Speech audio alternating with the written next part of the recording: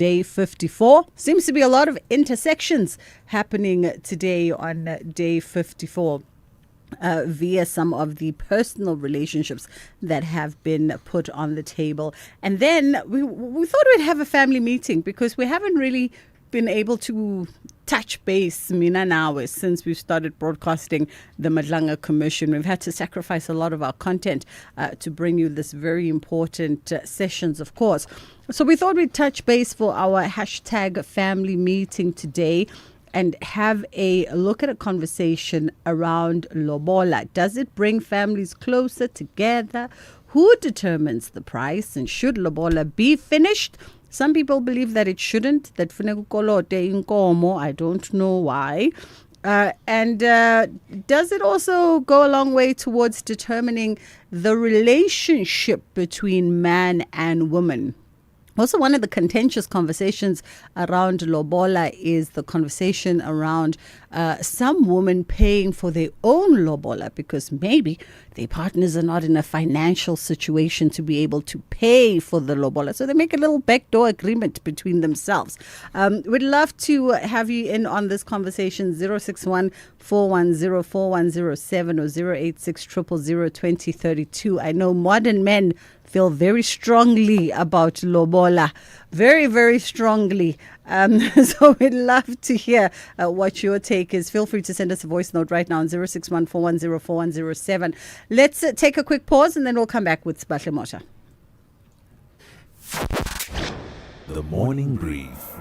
What is the purpose of the wall? Because that determines the kind of wall that goes up. What we're trying to do is keep motorists on the N2 safe. There are hundreds of thousands of people that drive on the N2 every day. All of them are Cape Townians. Maybe 0.5% of them are visitors to the city, but the vast majority of them are Cape Townians. And the road has been unsafe over many years. And we've recently seen a spike in incidents, stoning incidents with people's windows being smashed and them being seriously injured. Lots and lots of smash and grabs, particularly in the afternoon peak hour traffic when cars are still in the traffic. Mayor of the city of Cape Town, Jordan Hill-Lewis. Tulasizwe Simelane on The Morning Brief. Find the podcast at safm.co.za. You are listening to The Full Circle. All right, day 54 currently underway in Pretoria at the Madlanga Commission. And on the hot seat today in front of the commissioners is, oh my goodness, I'm forgetting the witness's name now. Brigadier Rachel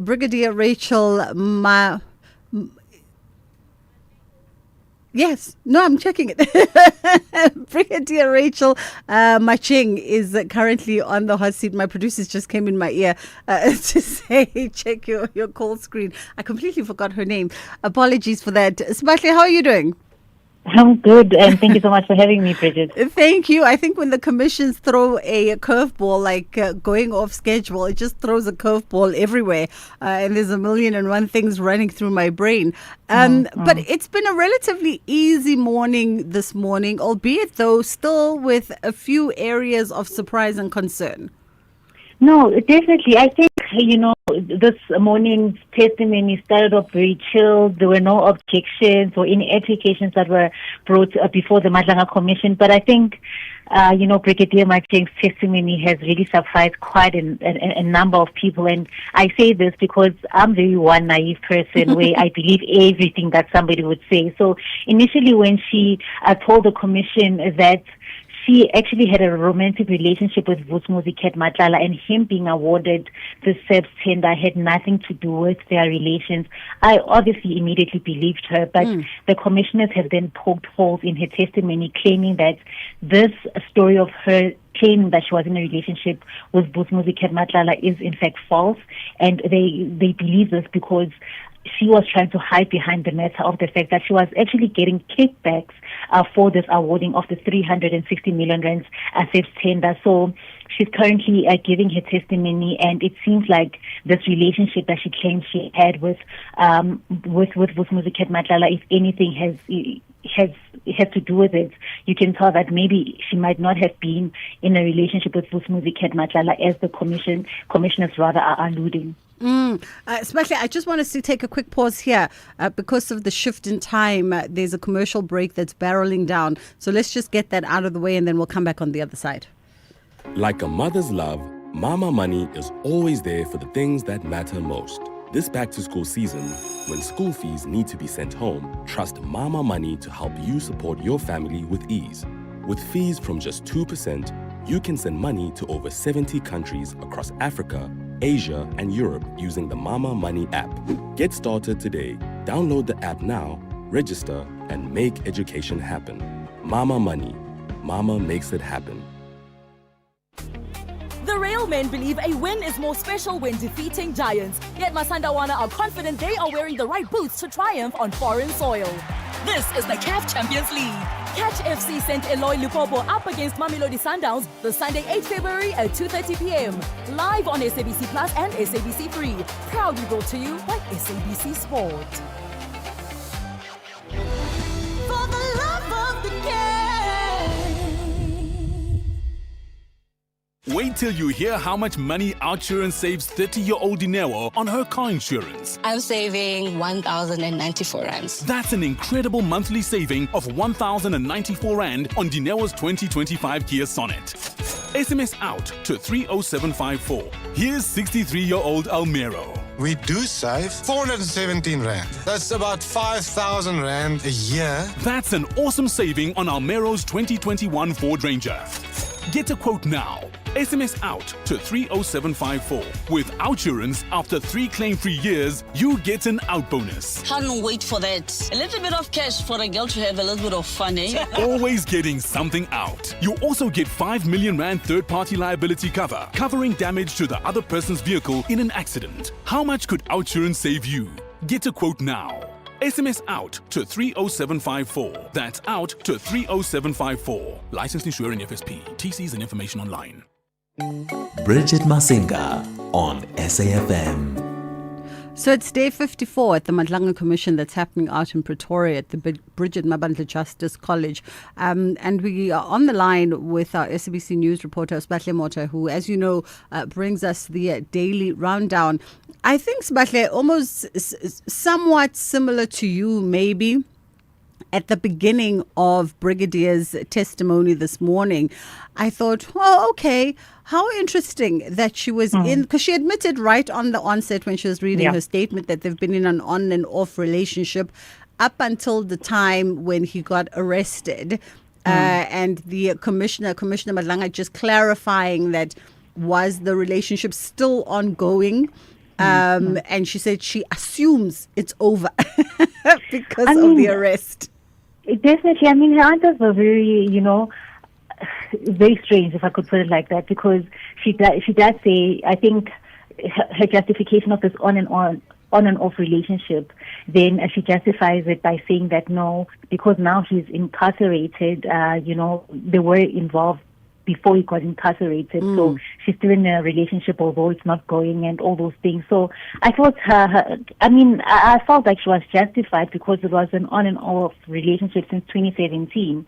So I felt like her reasonings made sense. But I mean, like I'm saying, we thank the commissioners before the Madlanga Commission who actually are tasked with such a huge matter and getting to the bottom of the truth. And it seems like she was just getting these kickbacks from Vusmuzi Ket Matlala. And what is interesting about these kickbacks is the fact that they were not in her account.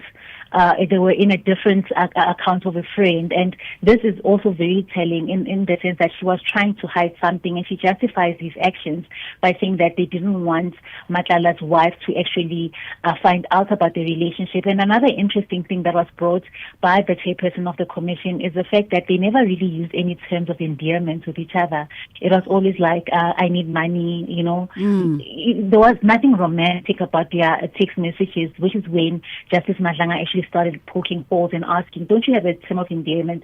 Like, no, he called me Diva, I called him Mr. Matlala or something like that. So it's very, very interesting. And I think from her time she assumed the position in 2023 of September until the time that the tender was awarded, it sort of points to the fact that she may have actually assisted Vusumuzi Ket Madlala in actually getting this tender. And if you remember, again, Bridget, her name is mentioned by the commission as one of those that need to be investigated with this new task team. So there is definitely something there.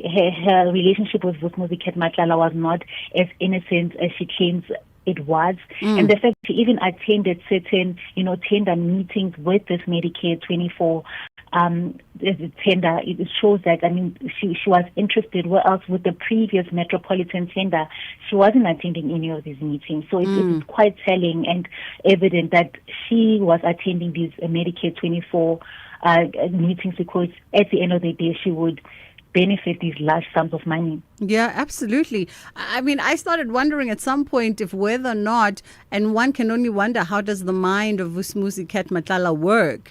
Because I started wondering if he was playing a long game. The fact that she says she met him prior to taking this position, but perhaps at the time, maybe he already had tentacles in the SAPS. And they were, almost like playing a chess game. There are strategic pieces that you need to put in place and keep those fires burning and keep them warm because of the possible trajectory of where that person is going to end up and when they're going to come in handy. Definitely, that was my initial thought about the long game. And if you're dealing with a person like Vusumuzi Ket Madlala, he's somebody very strategic. He has an end game in mind. And as we've seen with previous testimony, is that he had captured various SAPS officials within the South African police services. And these weren't any constables. They were high-ranking SAPS officials that ultimately, these allegations that the commission is looking into have everything to do with them. So I think I also thought he was playing the long game, which he might have. But again, we do have officials who are probably available at a certain price or to the highest bidder. And this is just a common recurring theme where we are seeing where Vusumuzi Ket Madlala gets close to somebody and then there's something that happens and he's paying large sums of money to that person. And at times he even complained, I think through Witness C, that he was not getting a return on his investment, especially with your General Shadrack CBS, where people were promising him all these things, but he was getting nothing in return. So I think more than anything, he was definitely playing the long game. Absolutely. And I definitely don't buy into her posture of innocence in as far as I was just getting, girlfriend allowances and girlfriend assistance. No, ma'am. I think very few South Africans are buying into that. Let's also touch a little bit on the judgment that came through today. I'm sure you've glimpsed it. The judgment around Suleiman Karim's case to halt the subpoena from the Madlanga Commission. And the High Court in Joburg made a pronouncement on this morning saying that, in fact, he must appear at the Commission.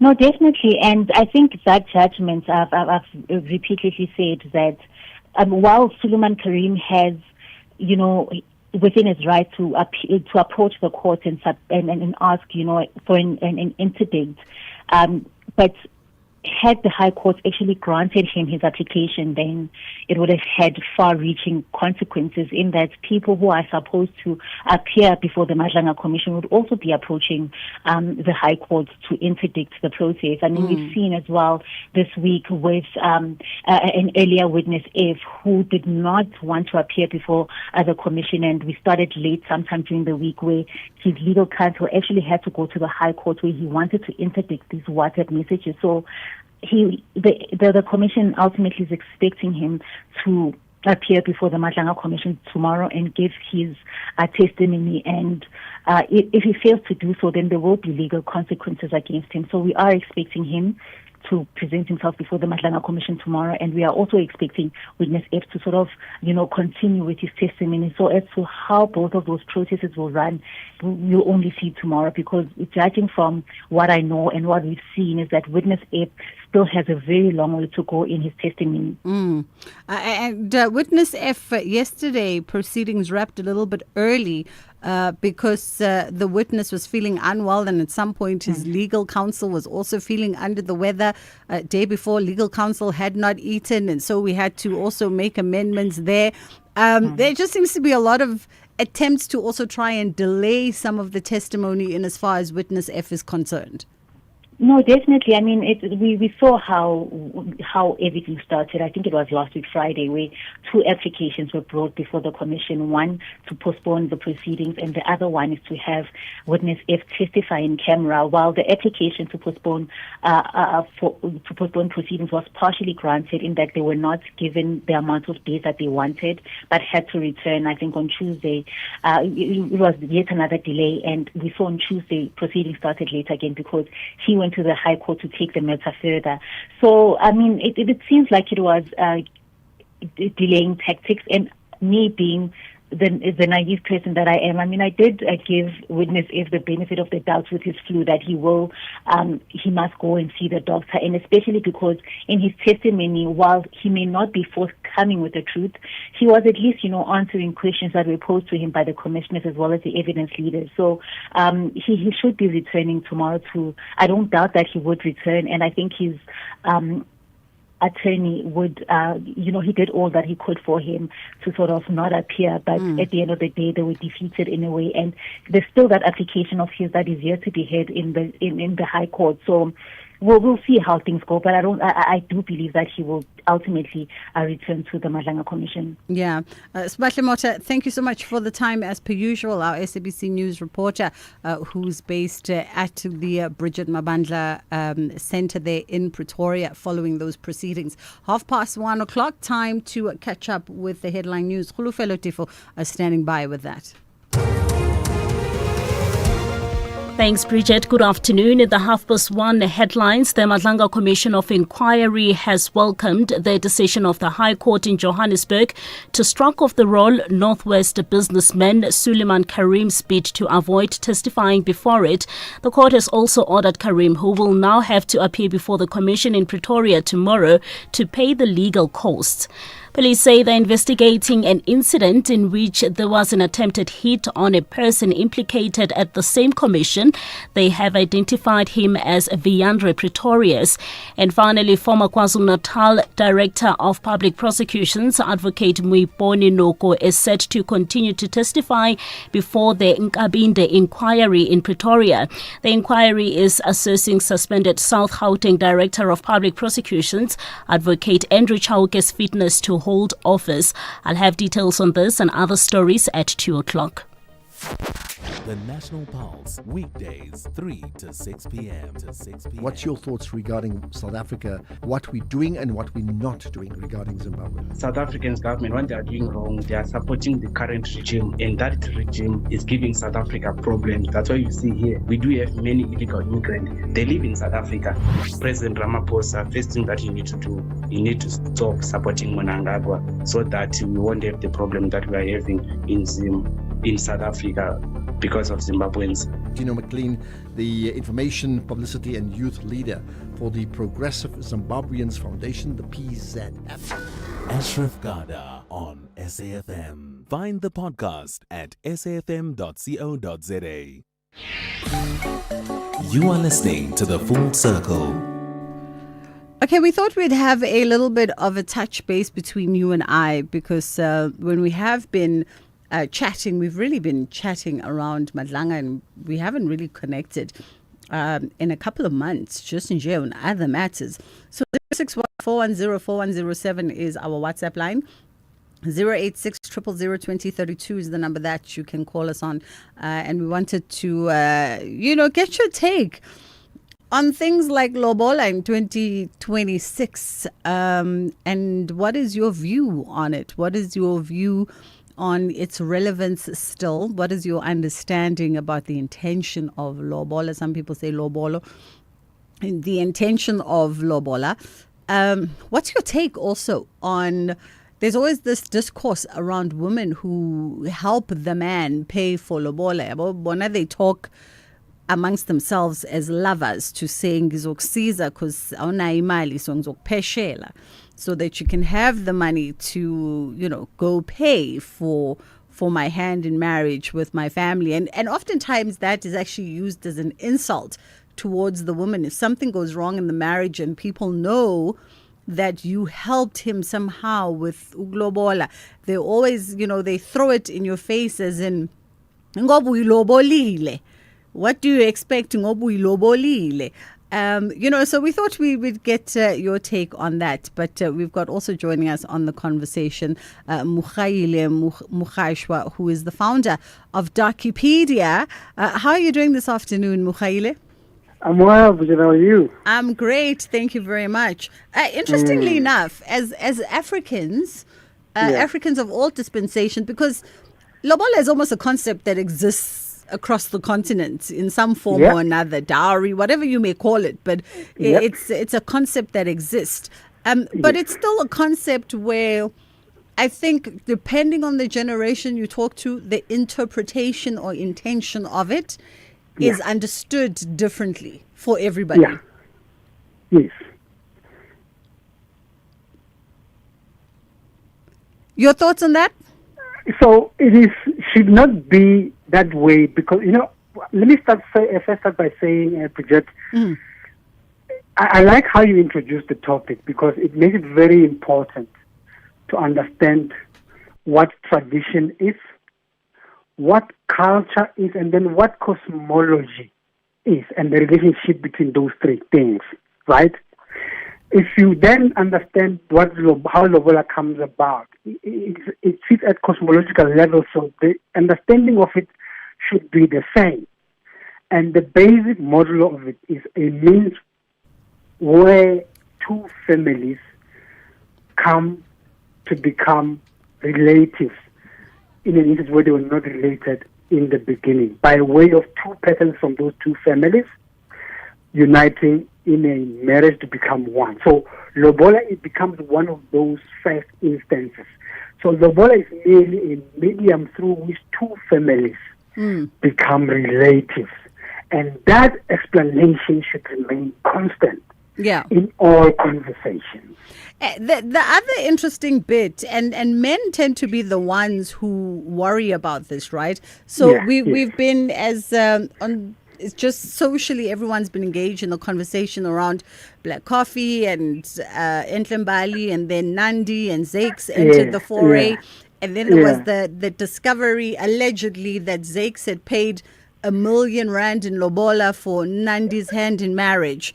And then the discourse becomes, what constitutes that figure? What constitutes one bride being paid 20,000 and another bride being paid R1 million?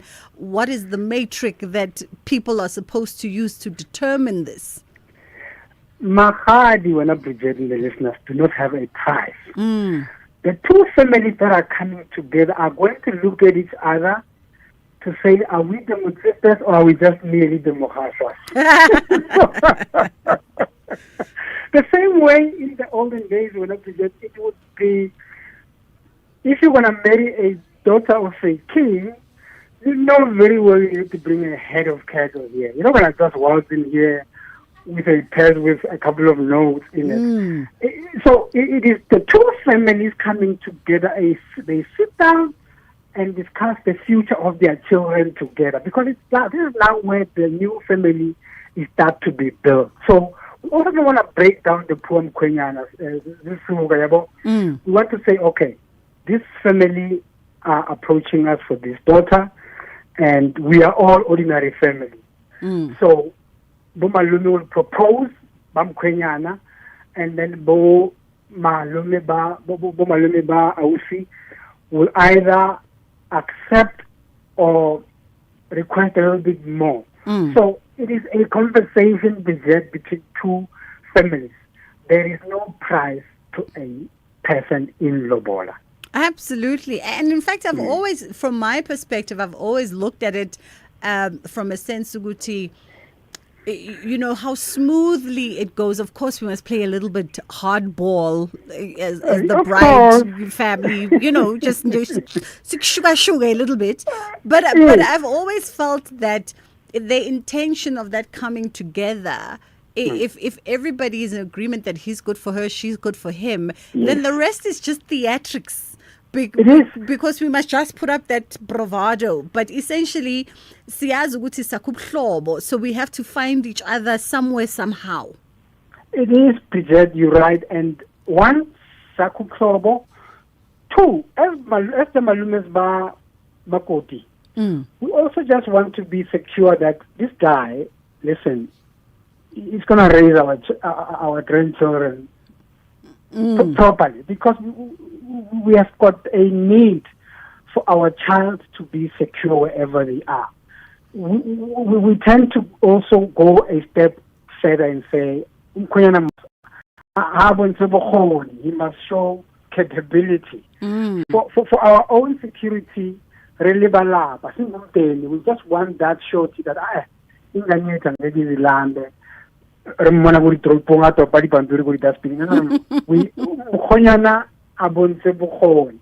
so we will, like you say, so it's gonna go there, but it's not to say we're trying to break you financially or anything. It just comes from that security we are looking for our daughter. Absolutely. And Yes. mind you, if you are marrying into the Mitsipes or some royal family, that price is going to go up.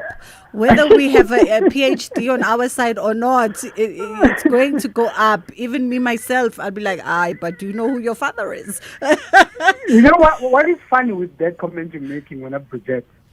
If it is, for example, maybe the Mutsipes and the Mutsipes, it is easier for them to say, no, listen, a cow is fine because both of us are both capable. There's no need for this young man to prove anything to us because we know where he comes from. Yes. What we would be concerned about is that is Umkwanyana good for our child now? So if Makoti is happy with the Umkwanyana and Omalume have done their basic assessment and we are all good, in that league of living, we're not so much into anything. We would accept a single cow that would walk through the gate and we would give them our daughter. The biggest problem is with us here at the bottom. And we're trying to secure the cost. We're trying to secure this. We're trying to secure the other. And the whole conversation just breaks, on the back. That's so true. One of my producers just whispered that I never, a whole Mutsipe, one cow walking, I never. Let's take a quick break and then we'll come back on the other side. It's 2 o'clock. We'll love to hear your take on this. We're having ourselves a bit of a family meeting today. We haven't touched base in a long time. 0614104107 is our WhatsApp line. And of course, 086 000 2032 is the number that you can call us on. For news on South African industry and mining, Creamer Media's Engineering News and Mining Weekly has you covered. Click through to Creamer Media's Engineering News each day for the latest on the people and companies shaping the energy transition and South African industry. Keep your finger on the critical minerals pulse by visiting Creamer Media's Mining Weekly. For deeper insight, subscribe to the Engineering News and Mining Weekly magazine, out on Fridays. Creamer Media, current, credible, comprehensive. Otohodi Oyo have a great plan to dominate the match from the first whistle, while Stellies are mandated to bring back home an envelope with victory. This is the CAF Confederation Cup. AS Otoho versus Stellenbosch FC, the Sunday 8 February at 2:30 p.m. Live on SABC Plus and SABC 2. Proudly brought to you by SABC Sport. For the love of the game. You can become a victim of a legal problem, wrongful arrest, assault, uncontested divorce, rental disputes, maintenance matters, or labor problems. It can happen to you. Clientele Legal provides tough professional lawyers for an affordable monthly premium. Our legal team is standing by to assist you 24 hours a day. Join today. SMS SAFM to 32195. That's SAFM to 32195. Clientele General is an authorized FSP and licensed non-life insurer. T's and C's online. Standard rates apply. Let's have the conversation. WhatsApp voice notes on 0614 104 107. Bridget, this is Nonde in Cape Town. About the matter of Lobola. First of all, in our African culture, and I'm closer, right? There's nothing like the bride price. Immediately you say bride price, you mean that the woman is being bought. No such, right? It's called the meeting of the ancestors. in Xhosa, ukuxhonxwa kobulawu, right? Bridget, I'm wearing on my wrist isiphadla, right? It's a wrist that you wear as confirmation that you are in touch with ancestors. So ilobola is never meant to be a bride price. It's a communication, it's a relationship, which is meant to be a lifelong one. Bridget, good day. Afternoon, Bridge, hearers of the station. You see, ilobolo, I don't think it must be finished. But I think we can reduce it. Remember, all these cows, they got its name, like Ingutu, Umkhoiso, Impandla, Iskobo, Uhudo, Ibega, etc., etc. But I think we must reduce it. We can't finish it. Ilobolo is very important. Remember, there is some things like umbondo, umkhehlo. You see, a lot of things are involved in the ilobolo. Tusi from Inanda, bye. All right, is Tusi. You know what I also want to find out about? Maybe Tusi knows about this, or someone else knows about this, or maybe Mukhaile, you know about this. Inkomo yabo mama, where does that come in? Which part of lobola is that one where you add inkomo yabo mama? I just want to know. While that thought marinates, you must see I've got I'm a 2K here and a young millennial who runs my camera. They are vehemently against Uglobola because the understanding of a concept is in the direct translation of when we use Isingis and then we say bride price.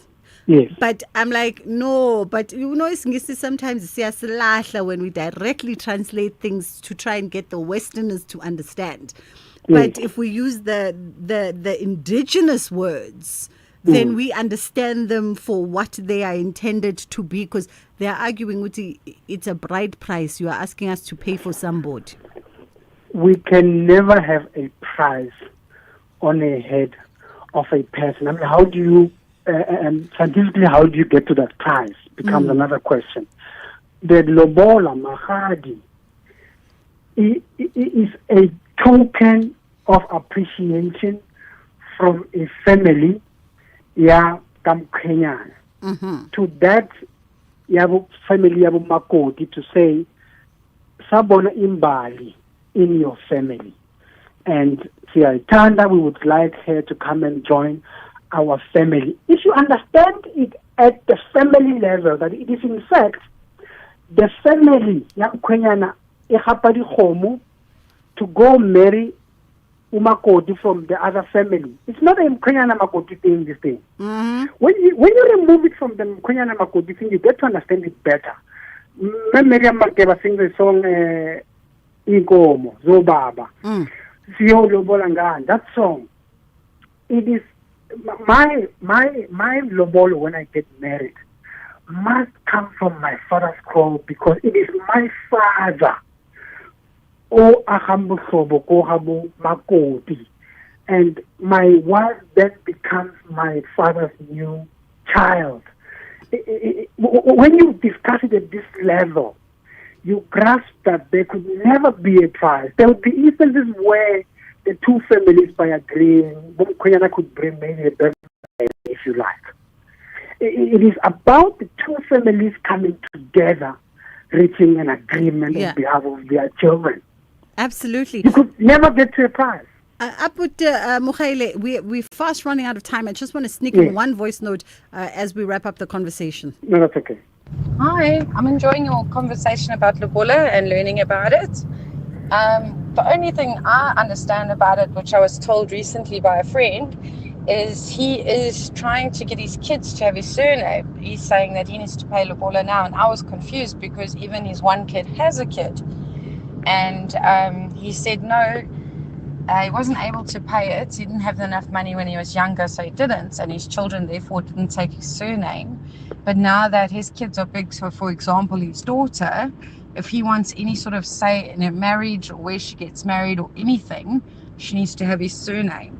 So am I understanding that correctly? Are people, are fathers not giving their children their surname because they haven't paid lobola? And then in that case, is the mother not suffering from not getting some sort of compensation from the father? Good afternoon, my sister Mbongo Sondisa. Yeah, they are no longer charging money for lobola now. It's self-enrichment or get-rich-quick scam. Because now they charge 50,000, 100,000. Imagine, yeah. I think Faten said are much better than this lobola thing. I wish we had more time. But Makhaile, we have to leave it there, unfortunately, because we're chasing time because of the Madlanga Commission. But today was just a snippet. Thank you so much for your inputs. That was anytime. Mukhaile Mukhashwa coming through, founder of Darkipedia. The other voice note was actually very interesting as well, and maybe we'll get to that part of a conversation sometime in the future. Let's go to a break, and then we'll come back with Kids Corner. The Glamour Boys want to raise a poster written Amakhosi Ajabulile, but the Green Eagles say they enjoy flying with 3 points. This is the CAF Confederation Cup. Do not miss out on Kaizer Chiefs versus Al Mazri Sporting Club on Sunday, 8 February at 2:30 p.m. Live on SABC Plus and SABC One. Proudly brought to you by SABC Sport. For the love of the game. Clientele is here to safeguard you and your family with compassion because life happens. Be part of a family that truly cares. Our funeral dignity plans have helped South Africans bury their loved ones with dignity for more than 30 years. Let us help you create a meaningful tribute that honors your life and those of your loved ones. We pay out within 24 hours and you will get double accident cover with a clientele funeral plan. Our plans are affordable. Pick the option that suits your needs. Easy to apply, no medical examinations and no paperwork. SMS SAFM to 48031. That's 48031. Clientele Life is an authorized FSP and licensed life insurer. T's and C's online. Standard rates apply. As we celebrate 90 years of existence, SAFM takes you back to the voices that shaped a nation. Now leave the SABC and see the tower block lit up, 27 stories of light. Move from Auckland Park into the shadow of the Hillbrow Post Office Tower.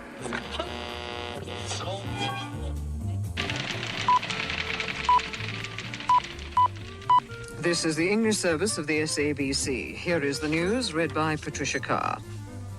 A member of the Planning Committee of the President's Council, Mr. Nick Turnich, has been appointed chairman of the Council's Community Relations Community. 90 years of trusted voices. This is SAFM.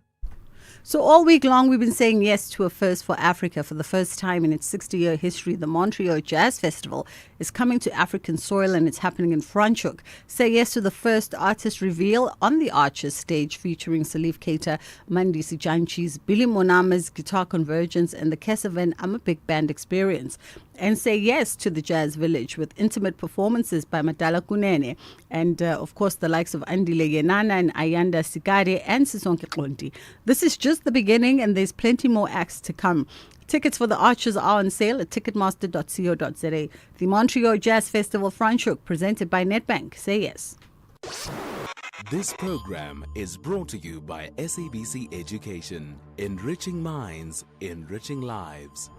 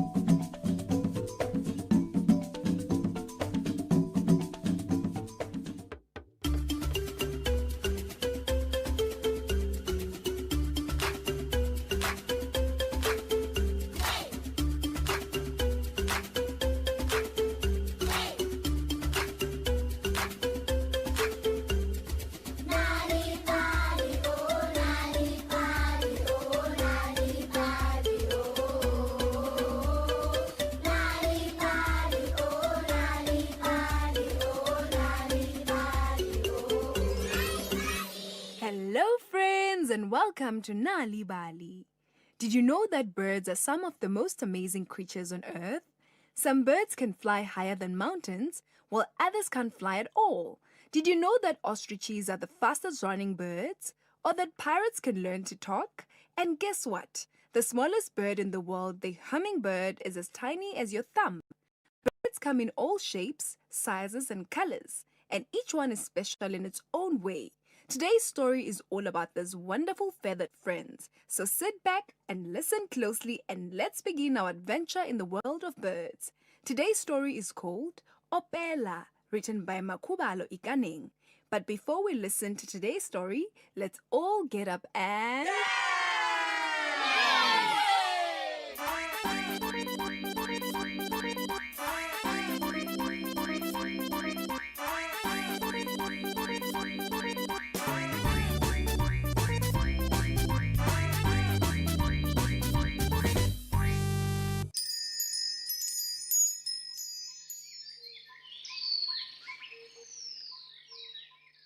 Long, long ago, there was a family of birds who loved to sing to an old man named Mulapo. They sang to him while he planted his crops, and they sang to him while he fed them the grain he had harvested. From morning to evening, they sang. Opela, the youngest bird, did not like doing things unless there was a reward.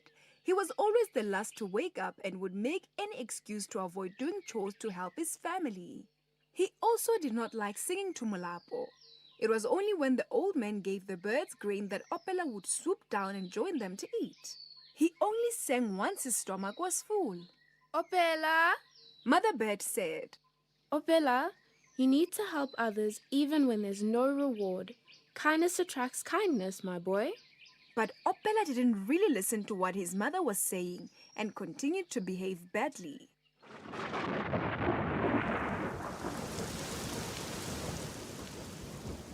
One day, a big hailstorm destroyed Mulapo's crops. When the bird family came to Mulapo's farm the next day, they found him looking sadly at the damage. The birds started singing. As Mulapo wiped away his tears, he said, I'm sorry, but I can't give you grain today. The storm has destroyed my crops. Opela was angry. We should never sing to that old man again, he said. But his mother said, Mulapo was good to us when times were good.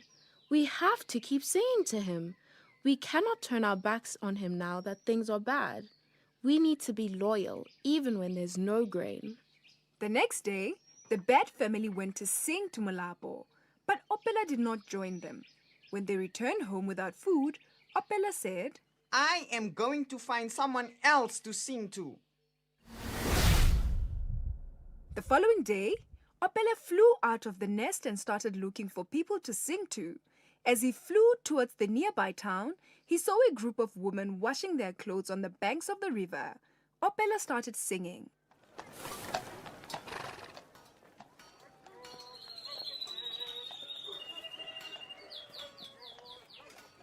But the women were talking and did not notice him.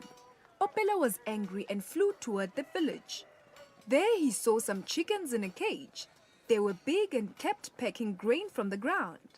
Opela started singing, hoping that the chickens would join him, but the chickens did not sing. Good morning, fellow birds. I see that you have lots of food. Where did you get it? Opela said with a big grin. We're chickens. The cage owner gave us food. One chicken explained. Did you have to sing to get the food? Opela asked. No, we don't have to sing. The cage owner gives us food every morning and evening.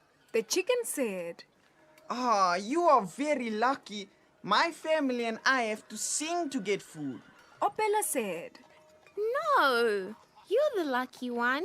Nobody stops you from flying around.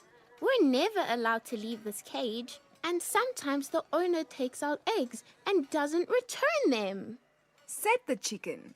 Before Opela could ask more questions, he felt something hit his head. What?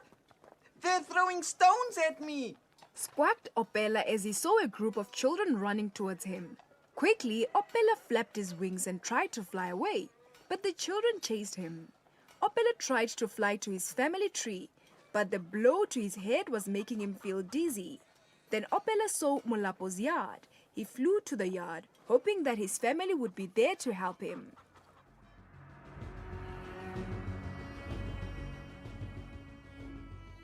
But his family was not there, and the children were still shouting and throwing stones at him. Opela thought his life was about to end. He wished he had not flown away from his family. He wished he had stayed with them and sang to Molapo every day. Opela felt himself dropping from the sky. Just then, Molapo stepped out of his house. He saw what was happening. Stop chasing that bird. He shouted at the children as Opela crashed through the branches of the tree and fell unconscious to the ground. Oh no, poor little bird. Poor little bird. Opela heard a voice from far off. Slowly he opened his eyes. Where am I? He croaked. Amazingly, he heard the voice of his mother. We came to sing to Molapo and find you here. She said, Molapo led us to you. What happened? And how on earth did you get here? Opela told his family how he had gone to the village, about the chickens and being chased by the children. Lastly, he told them how Molapo had chased the children away. I'm sorry. I behaved badly. I should not always expect rewards for doing something good. Molapo helped me without expecting anything. Opela said.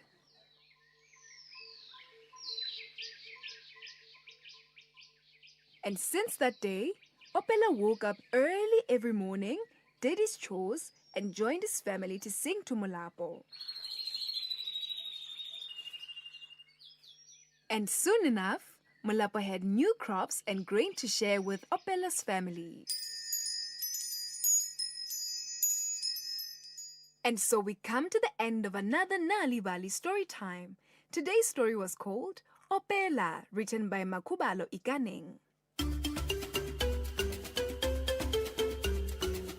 Did you know that reading and telling stories to children at home can help them do better at school?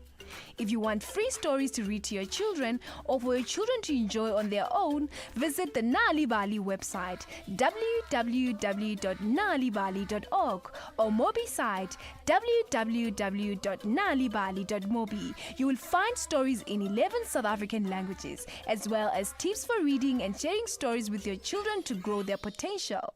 Also look out for the bilingual Nali Bali Reading for Enjoyment supplement with great children's stories and activities, available in newspapers.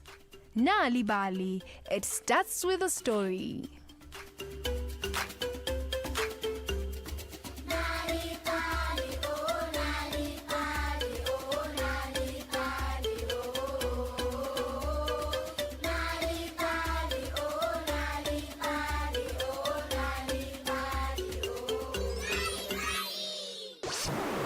This program was brought to you by SABC Education, enriching minds, enriching lives.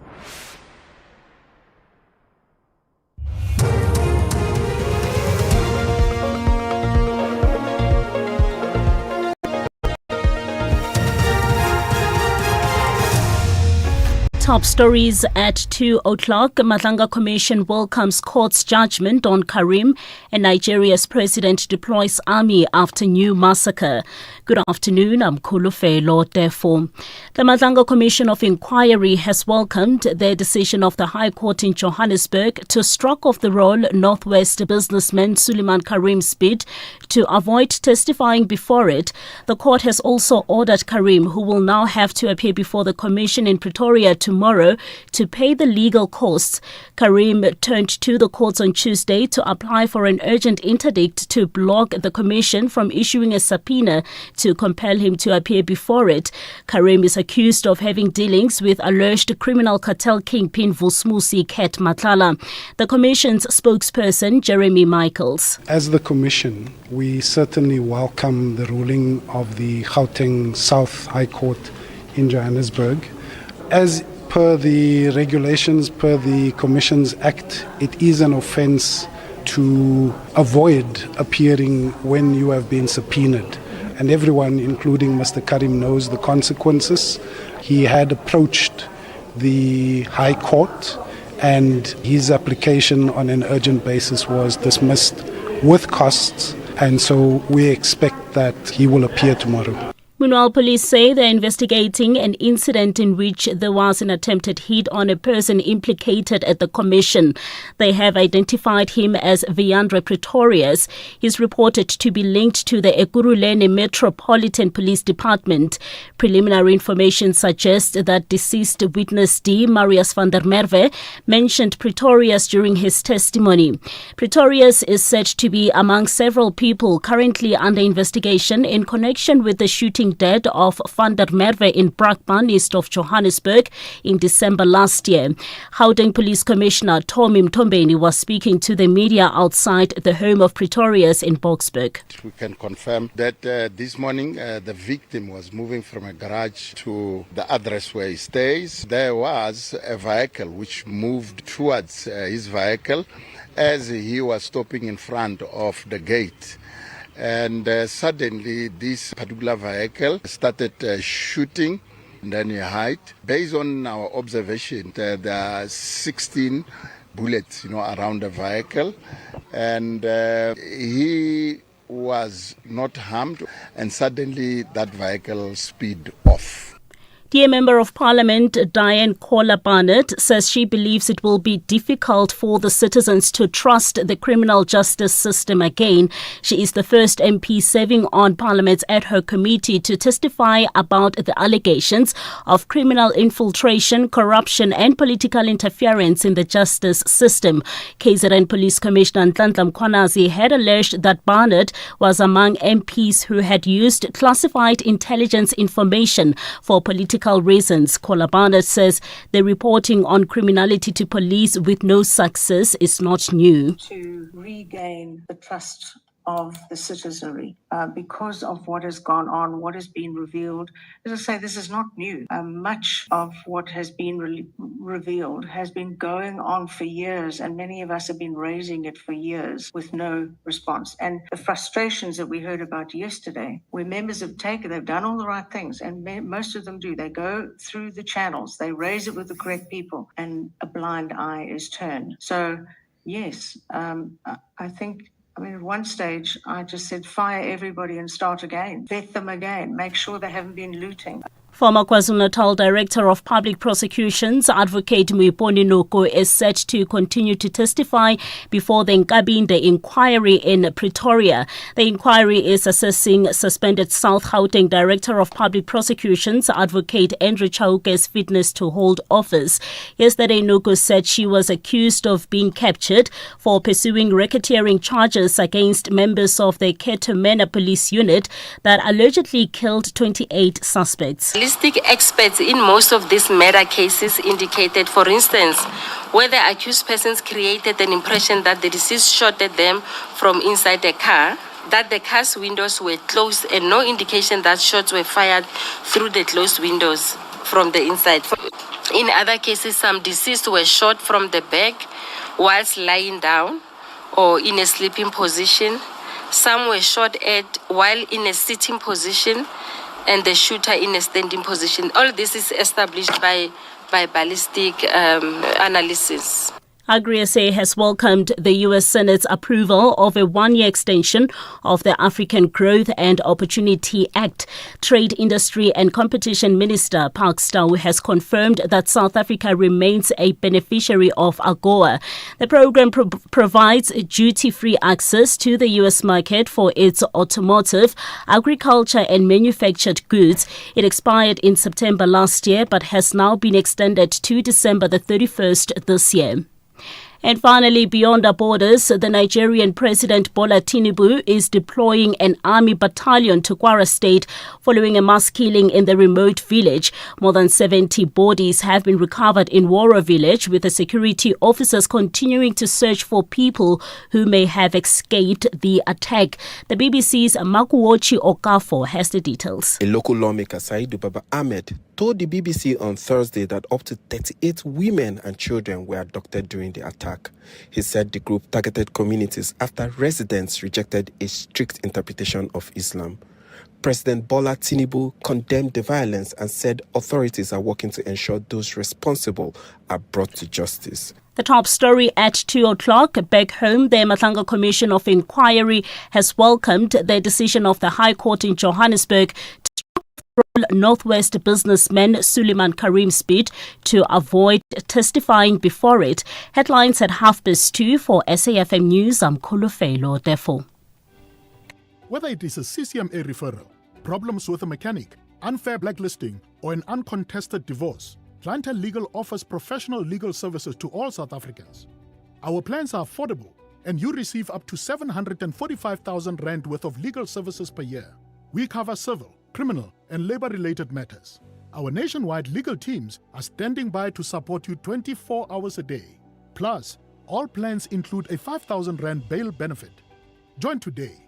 SMS SAFM to 32195. That's SAFM to 32195. Clientele General is an authorized FSP and licensed non-life insurer. T's and C's online. Standard rates apply. Otohodi Oyo have a great plan to dominate the match from the first whistle, while Stellies are mandated to bring back home an envelope with victory. This is the CAF Confederation Cup. AS Otoho versus Stellenbosch FC, the Sunday 8 February at 2:30 p.m. Live on SABC Plus and SABC 2. Proudly brought to you by SABC Sport. For the love of the game.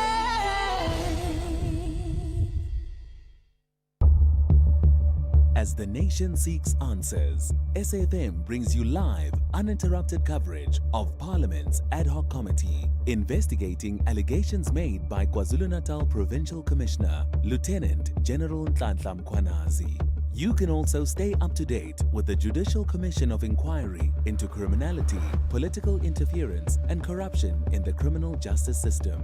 Stay informed, stay connected. Tune in live on SAFM 104 to 107 and follow the coverage across our digital platforms live on Facebook, X, and YouTube at SAFM Radio. SAFM, leading the conversations that move us.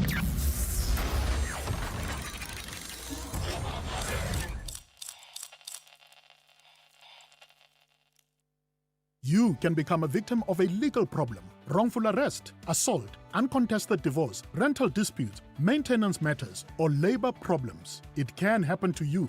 Clientele Legal provides tough professional lawyers for an affordable monthly premium. Our legal team is standing by to assist you 24 hours a day. Join today. SMS SAFM to 32195. That's SAFM to 32195. Clientele General is an authorized FSP and licensed non-life insurer. T's and C's online. Standard rates apply. The Railmen believe a win is more special when defeating giants. Yet Masandawana are confident they are wearing the right boots to triumph on foreign soil. This is the CAF Champions League. Catch FC St. Eloy Lupopo up against Mamelodi Sundowns the Sunday 8 February at 2:30 p.m. Live on SABC Plus and SABC 3. Proudly brought to you by SABC Sport. For the love of the game.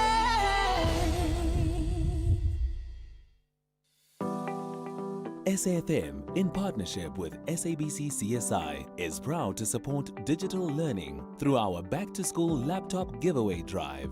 On 6 February 2026, The Talking Point with Kathy Mutlatlana will be broadcasting live from Skurveberg Secondary School in Western Cape. We will be donating laptops to the school, supporting learners, ensuring access to technology. Join us as we make a real difference. SAFM, leading the conversations that move us. With the ever-changing financial landscape, it can be difficult to make sense of all the moves at times. Join me, Jimmy Moyaha, on the SAFM Market Update with MoneyWeb, Mondays to Thursdays, 6 to 7 p.m, as we break down the key market trends, top financial stories, and smart investment insights, all in one place. It's everything you need to stay financially informed and ahead of the curve. The National Pulse, weekdays, 3 to 6 p.m. What's your thoughts regarding South Africa, what we're doing and what we're not doing regarding Zimbabwe? South African government, what they are doing wrong, they are supporting the current regime, and that regime is giving South Africa problems. That's why you see here, we do have many illegal immigrants. They live in South Africa. President Ramaphosa, first thing that you need to do, you need to stop supporting Mnangagwa so that we won't have the problem that we are having in South Africa because of Zimbabweans. Dino McLean, the Information, Publicity and Youth Leader for the Progressive Zimbabweans Foundation, the PZF. Ashraf Garda on SAFM. Find the podcast at safm.co.za. Clientele is here to safeguard you and your family with compassion because life happens. Be part of a family that truly cares. Our funeral dignity plans have helped South Africans bury their loved ones with dignity for more than 30 years. Let us help you create a meaningful tribute that honors your life and those of your loved ones. We pay out within 24 hours and you will get double accident cover with a clientele funeral plan. Our plans are affordable. Pick the option that suits your needs. Easy to apply, no medical examinations and no paperwork. SMS SAFM to 48031. That's 48031. Clientele Life is an authorized FSP and licensed life insurer. T's and C's online. Standard rates apply. SAFM, in partnership with SABC CSI, is proud to support digital learning through our Back-to-School Laptop Giveaway Drive. On 6 February 2026, The Talking Point with Kathy Mutlatlana will be broadcasting live from Skurveberg Secondary School in Western Cape. We will be donating laptops to the school, supporting learners, ensuring access to technology. Join us as we make a real difference. SAFM, leading the conversations that move us. Wherever you are in the world, SAFM 104 to 107 is accessible. We're also streaming live on Facebook, X, and YouTube at SAFM Radio. We acknowledge and appreciate everyone tuning in and watching our streams. Stay with SAFM 104 to 107 as we bring you Commission Live, breaking stories, and thought-provoking lectures. SAFM, leading the conversations that move us. So this week, we're inviting you to say yes to music that feels close. At the Montreal Jazz Festival in Franschhoek, the Jazz Village is where generations, genres and stories meet, with Madala Kunene and Sibusile Xaba, rather, alongside some of South Africa's finest jazz musicians. These are the first Jazz Village artists that were announced, with more performances still to come as the program unfolds. It's all part of a 3-day multi-genre festival where Montreal meets Africa for the very first time. And tickets for the Arches stage are on sale now via ticketmaster.co.za. Jazz Village shows are ticketed per performance, and details are coming soon. So say yes. The Full Circle with Bridget Masinga, Monday to Friday, 1 to 3 p.m. Promptly on time at 2:15, they are back from that lunchtime recess. And so we are going to be dipping right back into the Madlanga Commission and taking them live. We are anticipating to run through uninterrupted for the remainder of the afternoon. So from my end, I think it's safe to say that this is where we leave it. And we'll see you tomorrow, inshallah, God willing. Whether we're still going back to CAT VIP offices or it will be at Medicare offices. All right. Thank you, Brigadier. Are you moving on, Ms. Bowen? And why did you not meet? This is you were attending these as a subs officer, were you not? The meetings. That's correct, Commissioner. Why did you not meet at subs offices in Pretoria? Why did you have to go to Mr. Matlala's offices? Sure, we never thought, I think maybe, I don't know. I don't know, either at SAPS offices or it will be at Medicare. And I was informed that even with the previous service provider, they will go to their offices where they are, instead of them coming to SAPS premises. All right, thanks, Ms. Bowen. Thank you, Brigadier. But in that instance, would it have been the metropolitan offices? In this instance, it would be CAT VIP as opposed to Medicare. That's correct. I think the point of contention is not that you went to a service provider, is that you went to a business unrelated to the contract. For the You mean meeting. for CAT VIP? Yes. I mean, if it's a boardroom and we want to have a meeting and all the relevant stakeholders were there, I don't see what difference does it make for the location of the meeting. Thank you, Brigadier. If Something in relation to the 2025 meetings. Were you aware that Mr. Madlanga resigned as a director of Medicare 24 at the end of 2024? So at the beginning of 2025, he was no longer a director.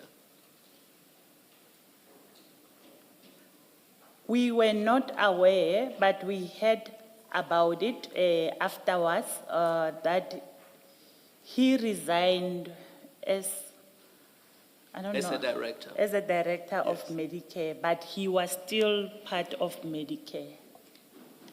But why were you still dealing with him if he was no longer a director and he was just a shareholder? I'm not sure if it's my ears. I can't hear you properly, Commissioner. My apologies. So you say you heard that he resigned as a director in 2024 December or thereabout. We are talking here about a meeting in January 2025 on the 17th. And my question is, why are you still dealing with Mr. Madlanga? Because he's no longer a director of Medicare 2024. Why are you still organizing meetings with him? Meetings between SAPS and Medicare 2024, because he's no longer a director of Medicare 24, Tshwane. Hence, I say, Commissioner, we heard about it, but it was not in December. It was late towards the end of the contract. So you were not aware that he was no longer a director? That's correct, Commissioner. Did you not see the letterheads when you were getting letters from Medicare 24, Tshwane? No, nothing. Or you don't remember? I don't think on his letterhead his name will be there as a director. It will just be, I must just confirm, it will just be the logo of Medicare. I'm just trying to check one of the letters. If you're not sure, you can just say, I'm not sure, so that we don't waste time. I'm not sure, Commissioner. All right, thank you. Brigadier, you have a relationship with Mr. Madlanga, and you have told us that in your discussions and exchanges, you discussed both private and you had your social conversations, but we know also that you were talking about work as well to do with this contract. How can it be that you don't become aware that he has resigned? Because you say we became aware of it later, as if you don't have proximity to him. Surely, if you're as close as you have indicated to us, you would know that he's resigning, he has resigned. You would know ahead of even the SAPS officials. How could you not have known that? No, I didn't know, Commissioner, because not every time he will tell me his businesses. He will limit the conversation between me and him. Yeah, but this is not just his businesses. This is a contract that you are involved with, in that you are managing it. We've seen, and I've said to you, something that you say in your statement suggests that you played a role, some role in the management of this contract. You are communicating with him about this contract in particular. But this is someone that you have a personal relationship with. How would you not know that he's resigning and these are the reasons for resigning, or even if he doesn't tell you the reason, but that he's resigning or he has resigned? You did not need to hear it from the subs. No, I do agree with you. But I was not aware that he resigned as a director of Medicare, but he was still actively involved in the running of the company. Okay, thank you. And then, Brigadier, on page 12, between at 15:30, still on the 17th, Mr. Matlala sends you a series of documentation, all related to a Buena Vista Learning Academy. Page 12. Page 12 of the chat. Okay. And the actual attachments can be found in the next tab. So it's MTJ1 to 4.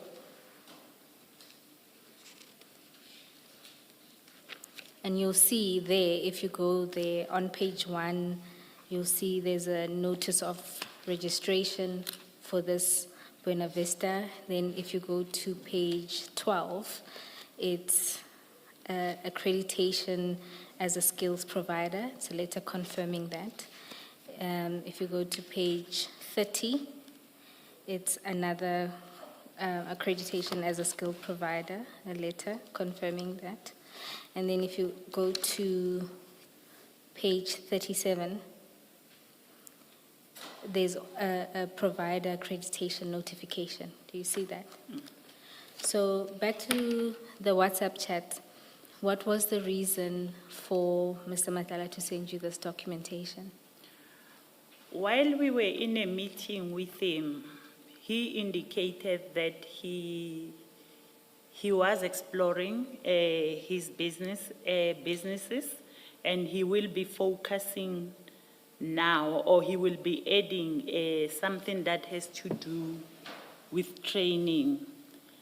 And then I draw interest in that because I wanted to enhance my skills and do relevant training for my environment, like your Occupational Health and Safety Act, since I was in a new environment.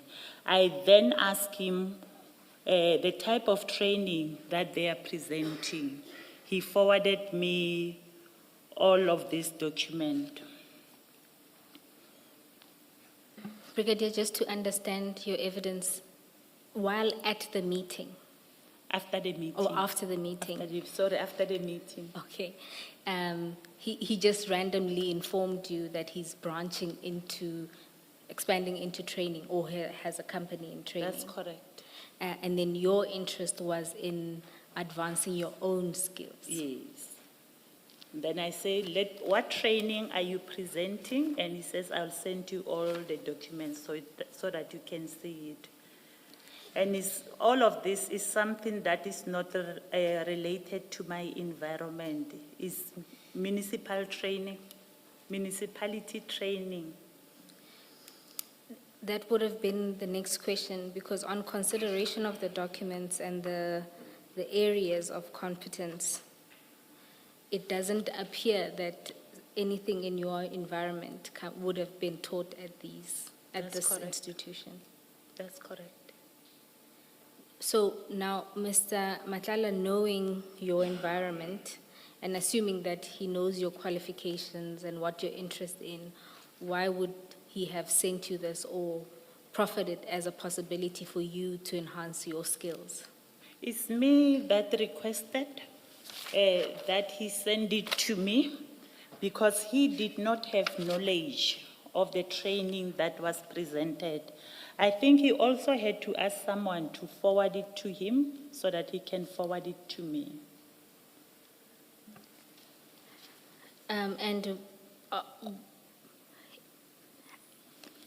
Brigadier, maybe for me to understand, he says to you, there's a training center that offers this. You say, send me the details because I want to enhance my skills. Then he sends you the details, but nothing is related to your environment. Yes. Okay, and outside of these documents, did you know anything about this entity? No, nothing. Brigadier, if you just have regard to the third tab, I'll tell you the page. If you look at two documents that we've added to the bundle, the first being a News 24 article, which is at page 80,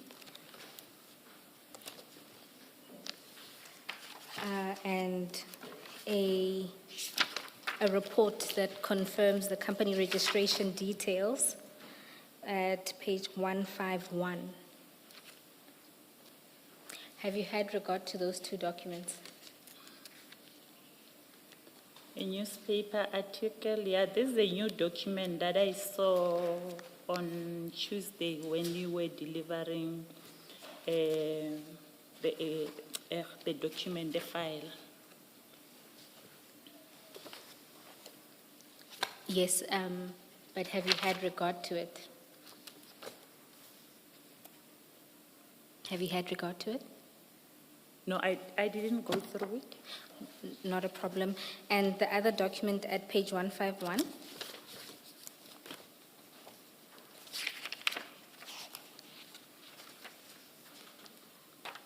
Okay, page 151. Yes. In particular, if you go to page 152.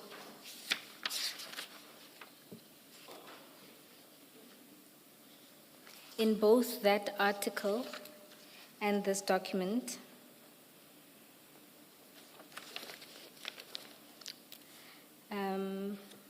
particularly my apologies, page 153, you will see that this learning academy is registered under Mr. Matlala's wife.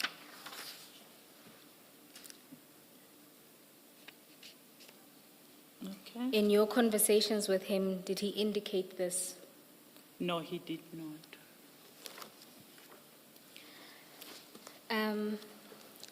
Brigadier, I want to test this with you.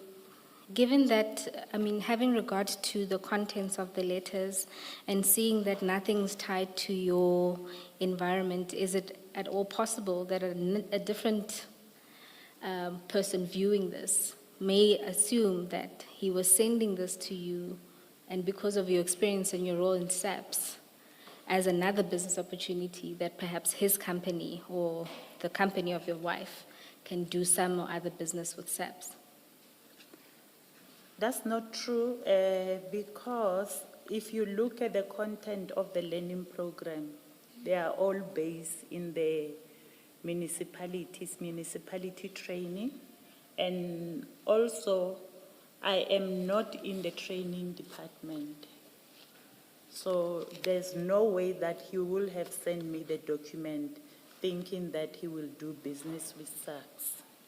Do you accept that it's equally unlikely that he would send you training material for something that's completely unrelated to your specialization or your interest for that matter, or your current role? As I have indicated, when he was telling me about the training opportunity, I indicated to him that I want to advance my skills, and I asked him the type of training that they are presenting. And he says he doesn't know it. He then forwarded it to me. And you would want us to believe that he didn't know the training that his wife's company was doing? That's correct. Thank you, Brigadier. I think, Brigadier, for me, it's a different question, really. It is, if you say to him, you wanted training for yourself, that's why you're interested in this business, which we now know is Buena Vista Learning Academy.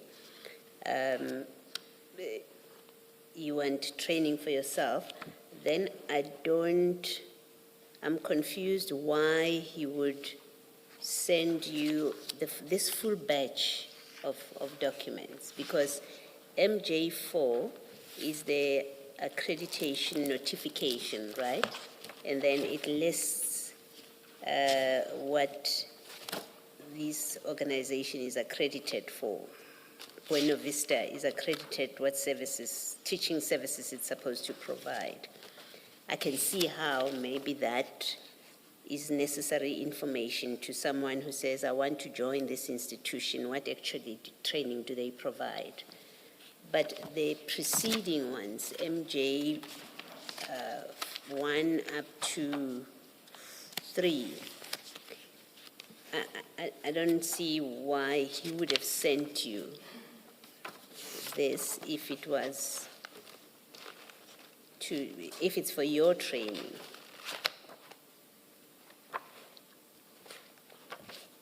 I mean, what did you understand? How did you understand that this was? And by the way, if you look at the MJ1, the first one, MJ1, and you go from page 2 to the end of that document, it talks about NQF level trainings, which, and please forgive me if I'm wrong, which seems to be you are already out of that league.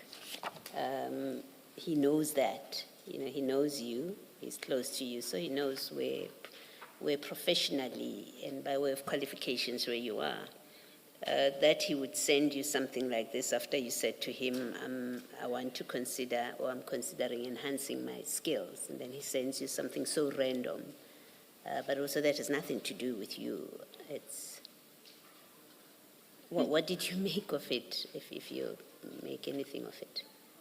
No, he just forwarded the document to me as received, and I went through them.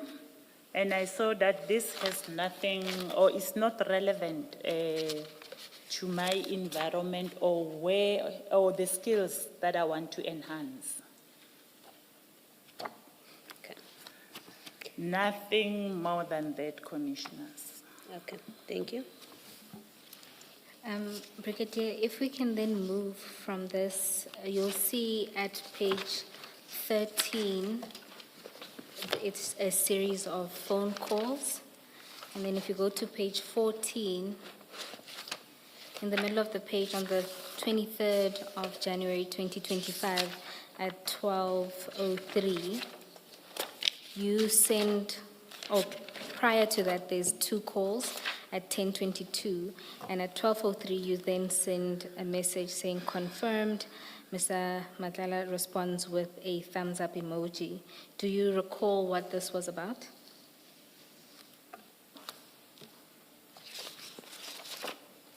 No, I don't recall. Thank you, Brigadier. And if you proceed, there's more calls. And at page 15, in particular, let's go to the 28th of Jan 2025.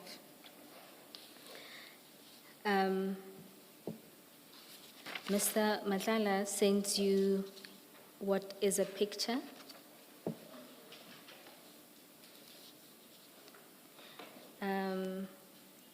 Can you explain what that picture depicts?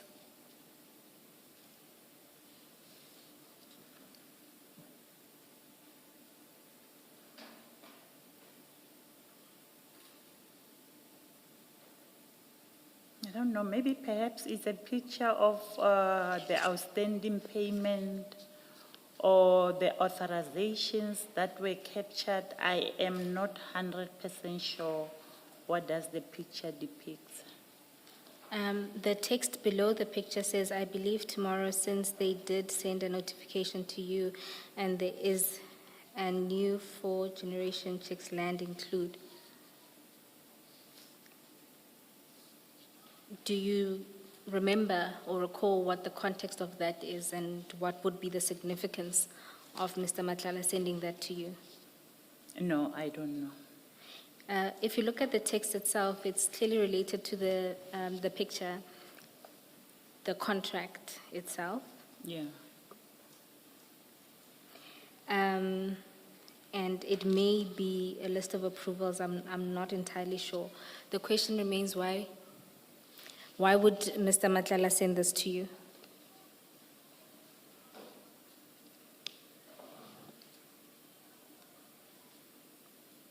I don't know. I don't know. I'm trying to look even at the next conversations.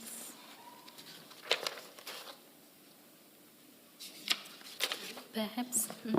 Could he not have been telling you, I mean, you have a telephone call with him on the same day at 11:11, and then at 14:24, he sends you a screenshot, and there's stuff like ACB information, and I think approved, checked. I think that ACB has to do with banking. I think I can say that to you.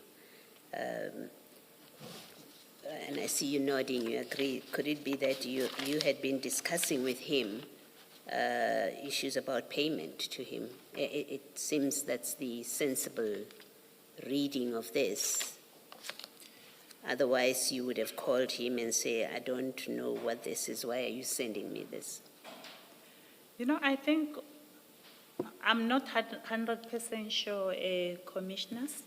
By this time, he was in dispute with one of his contracted service provider that did not want to give him work that was completed. And the service provider wanted him to do a payment before he can give him work. And he was under pressure.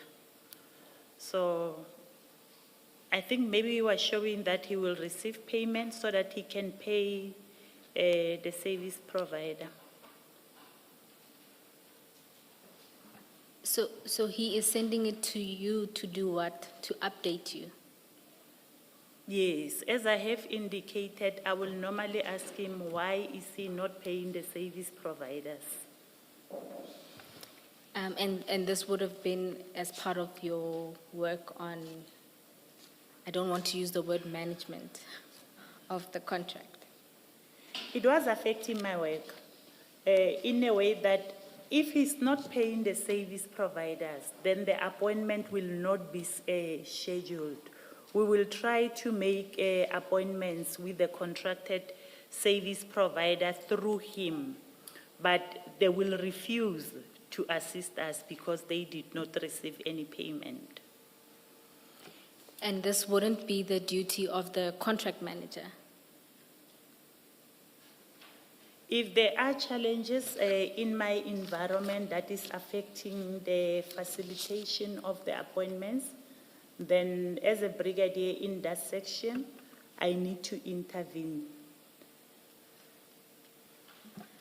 Thank you, Brigadier. And if you continue, then there's 2 more calls that happen on that day, and then there is a video attachment. If we can just play the video attachment.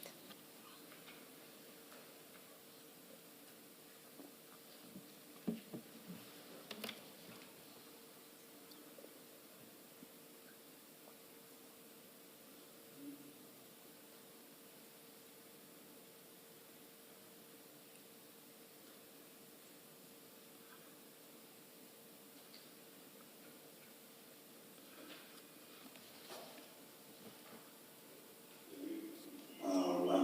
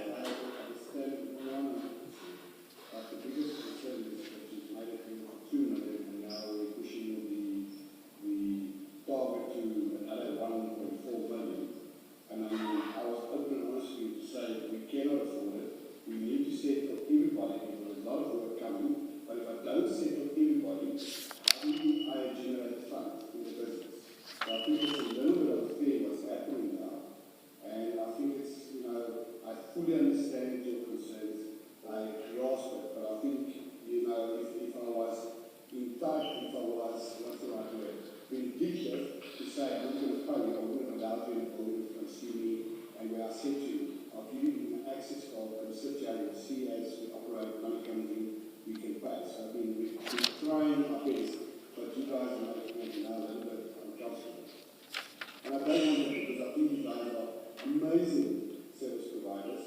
You've gone beyond the call, and all I'm saying is let's just do it properly. I mean, we can't change the ball game. That doesn't work. Yeah, no, Mike, the ball game has completely changed after the negotiations that continue today. Okay. I think what we must do is let's have a chat. I need to speak to him because doesn't help. I've done this everything. I need to wait for him to use feedback. Let's then chat whenever we chat, and then we'll manage it from there. All right, no problem. Yeah, because right now you put me in a difficult position. I have to keep calling EXCO meetings just to proceed with decision making. Yeah. So yeah. And I fully understand. I mean, the family must decide to do that. I fully understand. It's just 3.4. I don't know. I can't see that happen, but it's not my call to make. That's chairman's call to make. But I know the times that it's still done. All right, no problem. Mike, I want you to know that I really want to assist you, especially if you meet your deadline. But that's going to be in your guys' hands. Okay. Cool. I'll give you a shout back. I'll see you on that line.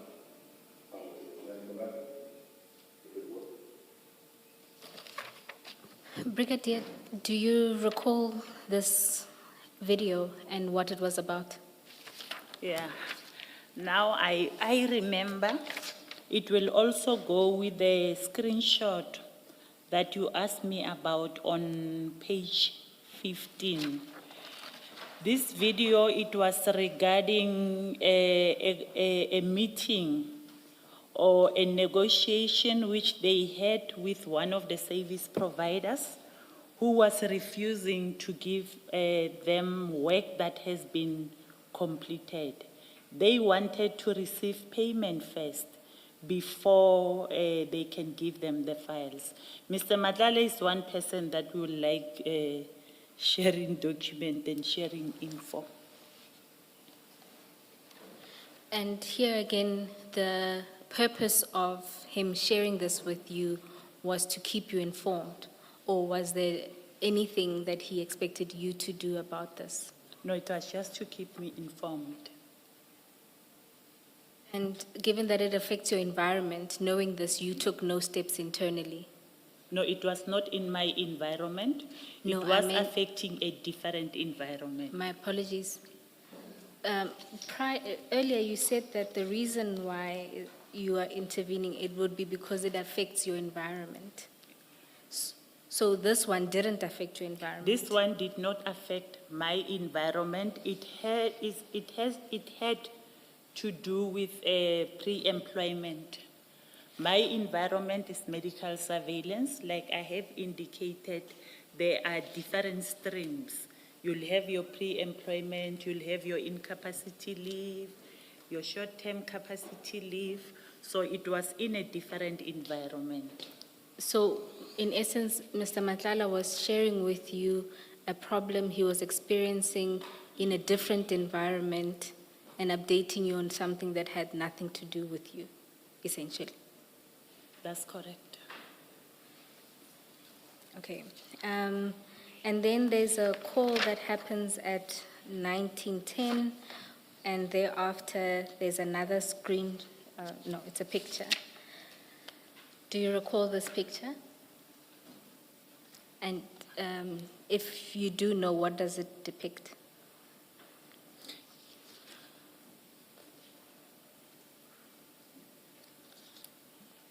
I don't know whether there was payment or it's what he was paid.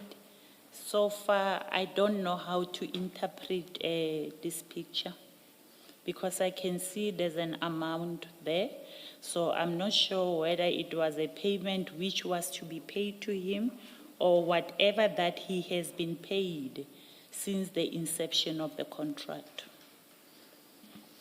And when you get this picture and you don't understand what it means, did you ask Mr. Madlanga what is he trying to convey to you? The way he likes sharing information, sometimes you don't even ask, why are you sending me this document? What must I do with this document? I just open it and leave it there. So in essence, again, Mr. Madlanga would send you random information from the contract, the Medicare contract, which part of it is serviced by your environment, and you wouldn't understand what it's for, you wouldn't ask, and you just leave it at that. You will see a lot of times when you send me documents or pictures, I'm not even commenting on them. But equally, there would be calls in between or following those messages. For example, if you look at that document, before that at 9:10, there was a call between you and Mr. Madlanga. Thereafter at 9:14, he sends the picture. 19. Sorry, my 1910 apologies. and 1940. My apologies. 1910 and 1914. I believe it has to do with the same video or concern that he had, that he's not receiving the certificate of fitness from a specific service provider. And sometimes we will discuss our own personal issues. All right, thank you, Brigadier. If you look at the next message that comes in, it's on the 30th of January 2025 at 11:10. That's at the bottom of page 16, but if you turn the page over, you'll see the contents of it. And there, it's an email correspondence with the subject line, SAPS Recruitment Project 5500, Outstanding Medical Certificates of Fitness. Have you had regard to those screenshots? They continue on, my apologies, at page 18, and it ends at page 19. This is the same information that will be relating to the picture and the video that was played. This one will be in connection with the outstanding certificate of fitness, which were not submitted by his company. So this was a non-performance complaint of sorts from SAPS? That's correct. And here again is your evidence that you've got this, it wasn't related to you, and it was just an update or random sharing of information. That's correct. Why would Mr. Madlanga send you this if it has nothing to do with your work environment, and it obviously has nothing to do with your relationship? It doesn't say anything about your relationship. Why does he send you this? Because he related to me that he was struggling with one of the service providers that did not want to give him the certificate of fitness. Yes. Well, why does he tell you that? What are you supposed to do when he tells you that he's struggling with getting certificates of fitness? Nothing, just sharing of information, maybe also wanting to talk to someone. Is he not perhaps sending this to you so that you can speak to your colleagues internally to assist him get payment so that he can pay the service providers? I mean, it's strange that he would send you things that have nothing to do with you and that he doesn't expect you to do anything about. This has nothing to do with the payment of Mr. Madlanga. Yes. It's the outstanding certificate of fitness, which he must submit to recruitment. Yes. Which he must submit to recruitment. Now he's just showing me that he's struggling with the service provider that he has contracted, because the service provider wanted money before he can give him the certificate of fitness. As shown on the video, they were negotiating with the service provider. Yes, now I understand the video and how you've explained the video. What I don't understand is SAPS writes to him effectively complaining about performance on the contract, and he shares it with you, and there is no explanation why it's being shared with you. That's why I'm proposing to you that perhaps he sent this because you have had a discussion with him and he's showing you what's happening in your organization, and he's sending this to you so that you can assist him internally with your people. There's no way that I will assist Mr. Madlanga on a stream that I'm not involved in. Unless it was for medical surveillance in my environment, maybe then I will try to assist. But if it's for a different stream, there's no way that I will be able to assist him. Well, you could assist him by speaking to your colleague in that stream to help him out. You could. There's always that possibility that you could speak to someone in that other stream to try and to understand what's going on, and then to see if you can assist him by using your relationship with someone. You understand what I'm saying, what I'm putting to you? I do understand, but the only way that he could be assisted was to pay the service provider. Then the service provider must give him certificate of fitness so that he can submit it to the recruitment. From my side, there was nothing. Even when I talk, even if I can talk to my colleague, because it was for members that were supposed to go for basic training. Now he must give certificate of fitness to show that those members, those students, they have already been tested.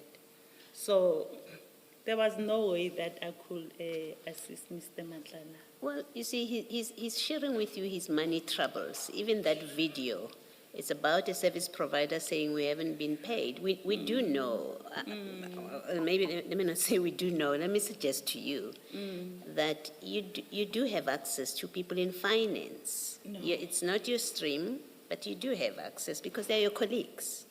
They work with you. So when one tries to make sense, and here it's really inferences, because you're getting these videos, you're getting these WhatsApp messages that all speak to his money issues, right? His money troubles with a subs contract. There is no plausible explanation why he would send these things about his financial troubles. There's no plausible explanation that you are offering or from the WhatsApp messages. And so we have to draw inferences. What could he possibly have been intending?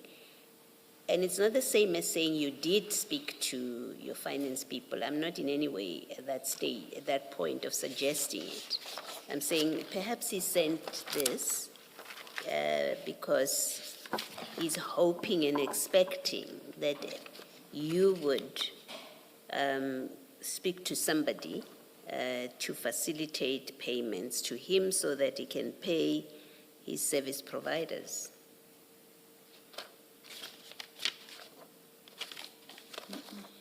No. No, Commissioner. Okay, you're telling us that you never did anything about all of these things that he's sending to you? Nothing, because with this contract, as much as we have a finance department within our component, our division, this one, it was managed differently. There was a specific office that was dealing with the payment of the service provider, of this specific service provider. Thank you. On that issue, did you play any role in the processing or payment of invoices to Medicare 24? No. No. In the approval? You were going to explain, but remember, approval is a different process, and then there's the processing and payment. You were about to explain what your role was. Okay. This is how it works. The ECHO members, in accordance to their database, will identify members that needs to do medical. Maybe the following month or on the specific month. Then they will draw a list of those members. They will take it to the relevant managers of those members. Then the managers will sign the application. After signing the application, they will forward it to supply chain management, SHE management, who will create the authorizations. Once they create the authorization, one authorization, let's say it's an authorization of Brigadier Macheng. It will be one paper of an authorization.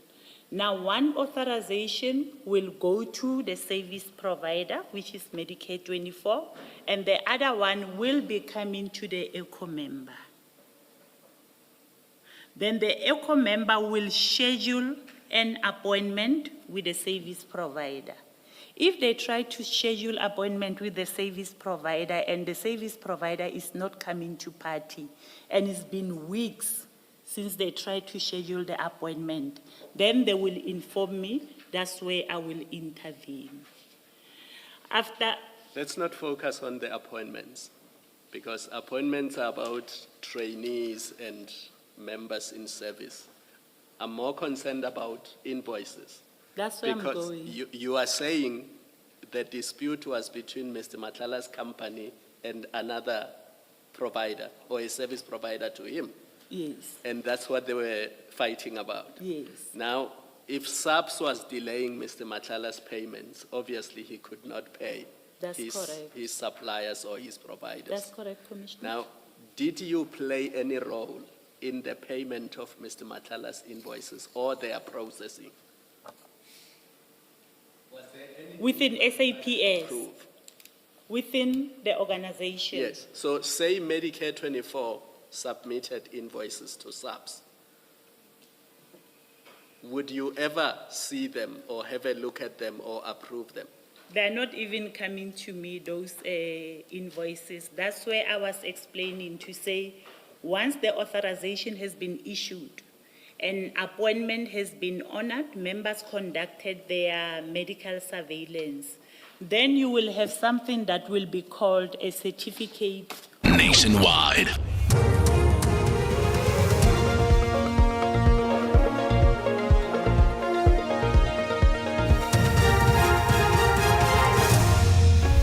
Top stories at 3 o'clock. DA demands probe into Parliament's abuse of power and 660,000 students cleared for NSFAS funding. Good afternoon, I'm Kulufelo Defo. The Democratic Alliance says it wants the President, the Office of the Public Protector, as well as Parliament to probe allegations of maladministration and abuse of power at Parliament. The party says it has submitted a 393 document for the three institutions to investigate the rapid escalation of the salary of the Secretary to Parliament, Xolile George, questions around his appointment and allegations of maladministration of millions of taxpayers' money for the 2023 BRICS Parliamentary Forum. The party says investigation by the three institutions is crucial in ridding Parliament of corruption. The Member of Parliament, Rekus Badenhorst, says former National Assembly Speaker Nosiviwe Mapisa-Nqakula and former NCOP Chairperson Amos Masondo must be investigated on whether they manipulated George's appointment. Appointment and rapid salary escalation of the Secretary to Parliament, as well as the overspending of more than 6 million of the 2023 BRICS Parliamentary Forum. At a time when millions of South Africans are battling poverty, it is unacceptable for taxpayer money to be squandered on luxury. The DA will stop at nothing to expose corruption and ensure accountability, even at the highest levels of Parliament. The Madlanga Commission says it is looking forward to Northwest businessman Suleiman Karim appearing before the inquiry tomorrow. Suleiman turned to the High Court in an urgent bid to hold the Commission from subpoenaing him. He is implicated in the 360 million rand SAPS tender. However, the High Court struck his application of the role. Madlanga spokesperson Jeremy Michaels. As the Commission, we certainly welcome the ruling of the Gauteng South High Court in Johannesburg, And we look forward to Mr. Suleiman Karim appearing before the Commission tomorrow on Friday. Gauteng Premier Panyaza Lesufi is optimistic over a 2 billion rand investment in Sidibeng in the Vaal. He says the new Heineken Souffle malt facility marks a long-term commitment to strengthening the country's brewing and farming communities. The facility is expected to create sustainable employment and contribute to the economic growth in the province. Lesufi was speaking during a walkabout at the facility where construction is still ongoing. Construction here is going to really create huge opportunities for our people. I mean, to have 2 billion rand investment in the middle of Sidibeng or Mid-Vaal, it's an unthinkable investment. So we want to thank those that have been hard at work, the municipality in particular. The National Student Financial Aid Scheme says 180,000 documents were submitted, leading to 50,000 additional approvals for this academic year. Currently, 660,000 students have been approved for the funding, with 13,000 applications rejected. NSFA's CEO Wasim Karim addressed the media at the GCIS building in Pretoria earlier today. So about 180,000 documents have been submitted. And our teams at NSFAS have worked around the clock to address these outstanding submissions, which has resulted in an additional 50,000 approvals prior to the closing of the registration cycle. Unfortunately, students do continue to still upload incorrect or unclear documents, which creates a feedback loop between outstanding